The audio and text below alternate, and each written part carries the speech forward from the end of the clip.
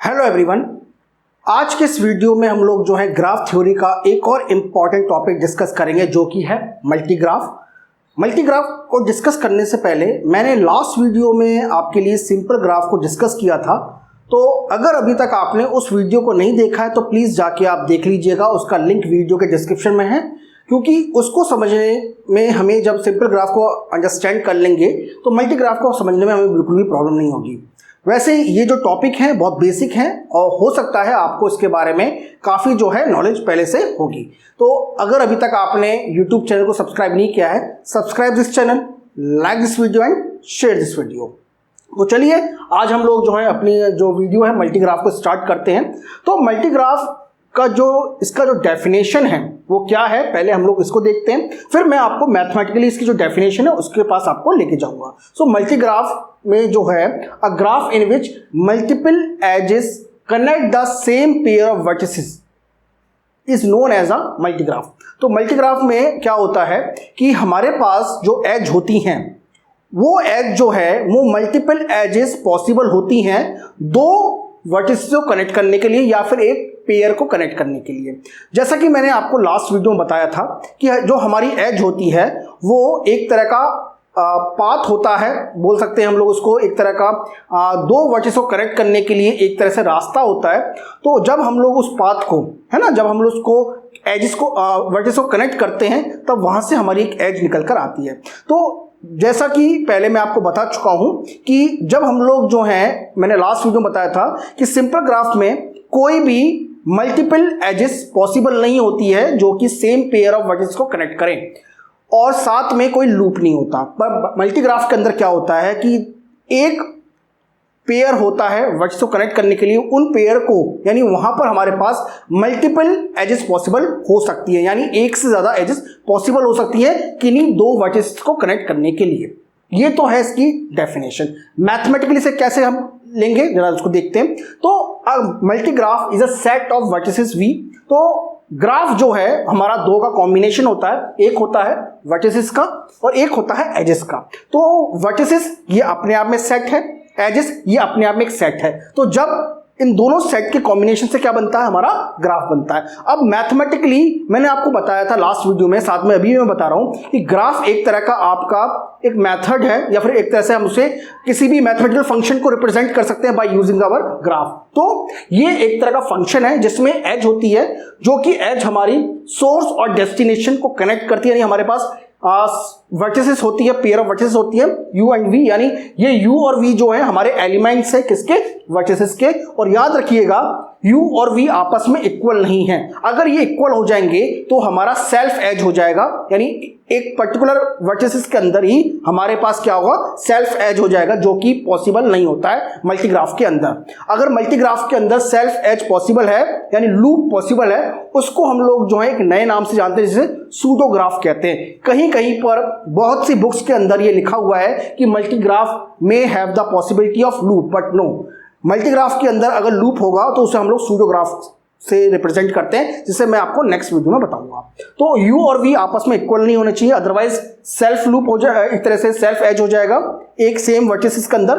तो ये u and v आपस में इक्वल नहीं होने चाहिए। तो ये जो डेफिनेशन है, ये यहां तक जो डेफिनेशन है वो ग्राफ की है। और मैंने आपको बताया था लास्ट वीडियो में कि मैं आपको बताऊंगा कि कैसे हम लोग जो है मैथमेटिकली फंक्शन की हेल्प से ग्राफ को रिप्रेजेंट कर सकते हैं। तो यहां तक हमारी अभी तक जो डेफिनेशन है वो ग्राफ की है। बट मल्टीग्राफ में क्या होता है, अगर हमारे पास दो एज हैं, if E1 and E2 are the elements of our set E such that the function FE1 is equal to function FE2, उस केस में ये दोनों के दोनों फंक्शन यानी दोनों के दोनों एजेस इक्वल हो गए, क्योंकि इक्वल तब होंगे जब ये सेम सेट ऑफ वर्टिसेस को कनेक्ट करेंगे। तो उस केस में दोनों फंक्शन इक्वल हो जाएंगे। तो उस केस में हमारा E1 एंड E2 को हम लोग क्या कहेंगे, मल्टीपल एजेस कहेंगे, और इनको हम लोग जो है पैरेलल एजेस के नाम से भी जानते हैं। ये मैं आपको एग्जांपल की हेल्प से आपको समझाऊंगा अभी, ठीक है। तो E1 and E2 are the elements of our edge E such that the function FE1 is equal to the function FE2। तो ये दोनों फंक्शनली भी इक्वल हो गए, फंक्शन इक्वल हो गए, यानी E1 and E2 are the parallel edges और द मल्टीपल एजेस, ठीक है। अब बात आती है कि multigraph does not allow for the loop, यानी मल्टीग्राफ के अंदर लूपिंग अलाउड नहीं होती। लूप का मतलब होता है सेल्फ लूप या सेल्फ एजेस जो है वो पॉसिबल नहीं होती है। सेल्फ एजेस और सेल्फ एजेस का मतलब क्या होता है या लूप का मतलब क्या होता है ये मैं आपको नेक्स्ट वीडियो में समझाऊंगा। अब हम आते हैं अपने एग्जांपल पे। Now this is our example. इसमें हमारे पास वर्टिसेस वी दे रखा है जिसके 4 अपने एलिमेंट्स हैं, यानी 4 हमारे पास वर्टिसेस हैं ए बी सी डी। अब ये हमारा सेट वी है, ये हमारा सेट ई है। ई के अंदर क्या होगा, ई के अंदर हमारी एजेस होंगी और इसमें E1 E2 E3 E4 E5 E6 E7 हमारे पास 7 एजेस हैं। 7 एजेस आपकी हैं जो कि हर एज आपके 2 वर्टिसेस को कनेक्ट कर रही है, यानी एक पेयर ऑफ वर्टिसेस को कनेक्ट कर रही है। अब देखिए E1 और E1 एंड E2 हमारे AD को कनेक्ट कर रही है। अब इसी तरह से ये हमारी एजेस है और ये इनका फंक्शन FE है ना।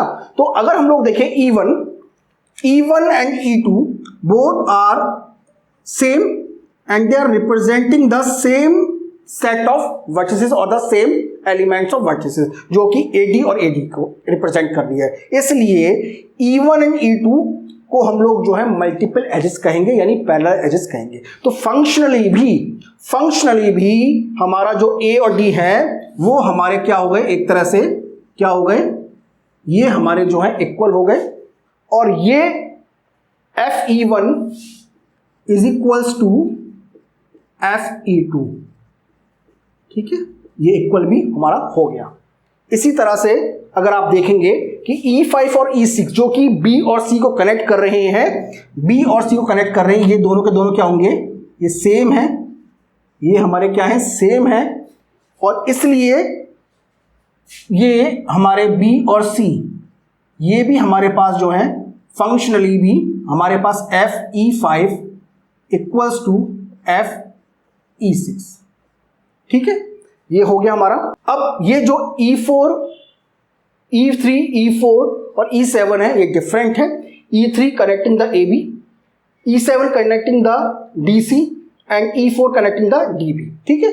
अब देखिए E1 and E2 are the multiple edges, E5 and E6 are the multiple edges. But ध्यान रखने वाली बात यह है कि E1 जो है वो E2 के पैरेलल एजेस है, मल्टीपल एजेस है, बट ये आपस में बहुत सारे स्टूडेंट को कंफ्यूजन हो जाती है कि E1 एंड E5 ये भी जो है आपस में पैरेलल होंगे, यानी ये भी मल्टीपल एजेस होंगे, नहीं, ये रॉन्ग है।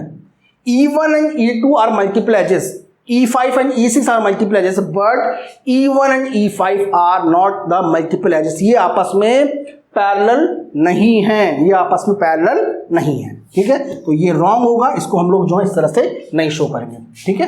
तो इस तरह से ये जो हमारे 2 एजेस हैं E1 एंड E2 और E5 एंड E6 जो है हमारे पैरेलल एजेस है, यानी मल्टीपल एजेस है। तो ये आई थिंक आपको मल्टीग्राफ किसे कहते हैं ये आपको क्लियर हो गया, मल्टीग्राफ।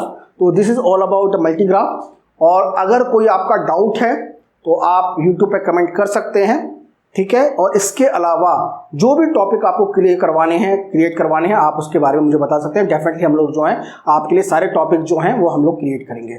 So this is all about मल्टीग्राफ। ये इसकी डेफिनेशन मैथमेटिकली क्या होता है, मल्टीग्राफ does not allow for the loop. अगर लूप अलाउड होगा तो उसे हम लोग सूडोग्राफ कहेंगे, जो कि हम लोग नेक्स्ट वीडियो में डिस्कस करेंगे, ओके। तो दिस इज ऑल अबाउट। और अगर अभी तक आपने यूट्यूब चैनल को सब्सक्राइब नहीं किया है, subscribe this channel, like this video and share this video. तो मिलते हैं आपसे नेक्स्ट वीडियो में।